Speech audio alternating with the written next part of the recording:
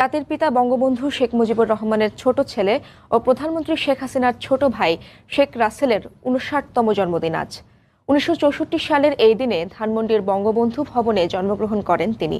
১৯৭৫ সালের ১৫ই আগস্ট বঙ্গবন্ধুর সঙ্গে হত্যা করা হয় অবুঝ শিশু শেখ রাসেলকে।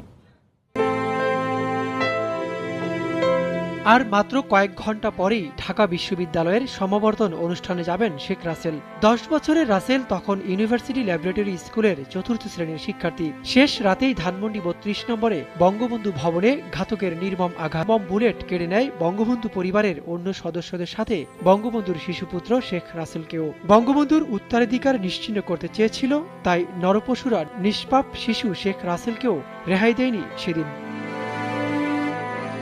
দেশের শিশু কিশোর তরুণ প্রজন্মের কাছে শেখ রাসেল এক ভালোবাসার নাম। রাসেল আজ দেশের আনাচে কানাচে এক মানবিক সত্তা হিসাবে সবার মাঝে বেঁচে আছেন। শিশুরা রাসেলের জন্মদিনকে সামনে রেখেই বিভিন্ন অনুষ্ঠানের মধ্যে দিনটি যেমনি আনন্দের তেমনি একটি বেদনার ভিতরে এই দিন। সেদিন শিশুরা আনন্দে নাচ গান বিভিন্ন প্রতিযোগিতা অংশগ্রহণ করে।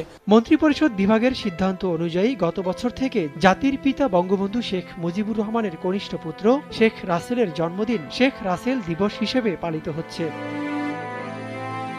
ওবায়দুল্লাহ মামুন, সময় সংবাদ, ঢাকা।